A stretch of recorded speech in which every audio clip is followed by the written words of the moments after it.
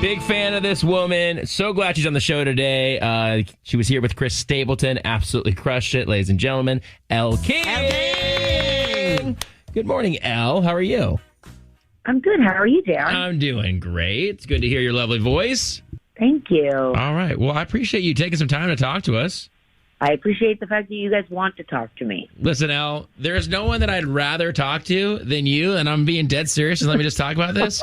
And what I really want to do is I want to talk to you directly after you get off stage, because when you got off stage from the Chris Stapleton show, we wanted to come back and talk to you immediately because you were roasting some guy here in Tampa for either not dancing, not singing something, and you were just crushing him. And I wanted to come back immediately and go, can we talk about that some more? Because that was awesome.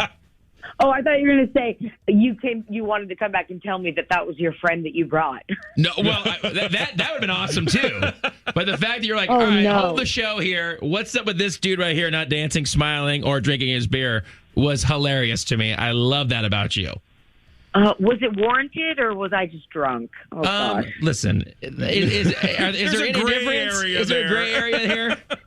I don't know. I had somebody come to a meet and greet recently to tell me that I guess I did the same thing in another city and like made a joke about a woman who was like very brightly on her phone mid-show. Mm-hmm. And I guess she was like trying to figure out if her dog died or not. So I was like, oh my gosh. And she yelled at me. She yelled at me in a meet and greet. And so I had to give her a hug. And that's all she wanted to. Yeah, I mean, either or the dogs to be still alive. I don't know, one or the other. You can't win with that type of stuff ever. My every scenario for me is a lose-lose, so I'm used to it. Well, let's talk about the music. Come Get Your Wife, another amazing title for an album. Thanks. Can you tell me kind of the roots of this? Well, I feel like we kind of started this interview kind of explaining why and how somebody could get mad at me or want to say something mean. So, no surprise here. No. I run my mouth. I also, I don't have, what I think it's called a filter. Okay.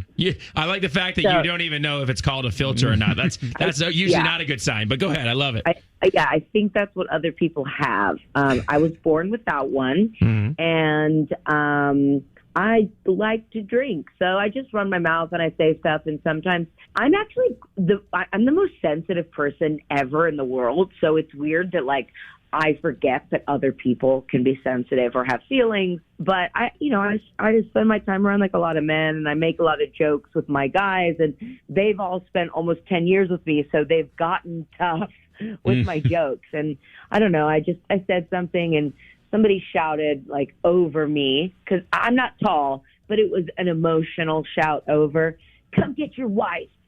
Oh. I'm not even married, but that's a good record title.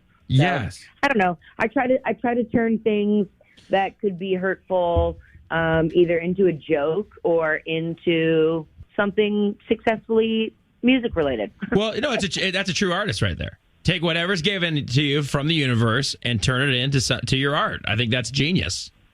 Thank you. You're underselling yourself on this one. Yeah, I just heard something. No, you turned that into a positive, which is great, and the album, which is great as well. Let me ask you this. Do the songs follow suit to that amazing title of a album?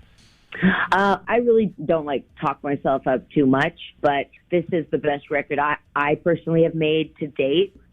It took me a long time to find my voice in creative spaces.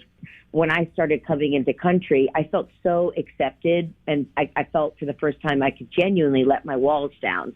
So I took that into the creative space, and I felt like I could be truly myself. That's why I feel like this is the most me record.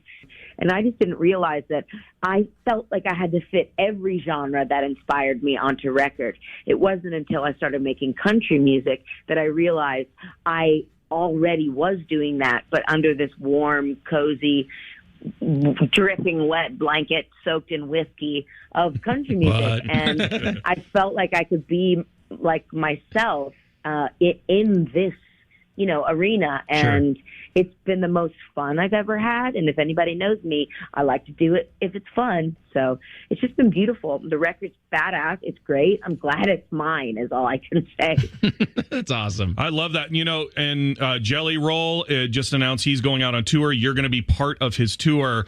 And hearing you say that about your background and getting in the country, it's like his as well. He's talked about how country has changed his life, and I think that's cool that both of you are going to be out on the road this summer together performing your music in front of a bunch of country fans.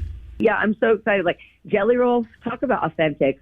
We both have face tattoos, and we're both, like, obviously very wild and rowdy, and this man is so sweet. Like, he's texted me a video of him thanking me and telling me how excited he is that I'm coming on tour. Like, that's the kind of sweetness and authenticity that I love. Like, that's something that Dirk Bentley would do, Like, people always remember how you make them feel. And I have this theory about the biggest stars in the world. They're on top because they're the kindest, the loveliest, the most genuine. And that's why they're so big and famous, because everyone that they meet wants to root for them. That's what I feel about Dirk. That's what I feel about Miranda. That's what I'm feeling about Jelly Roll, man.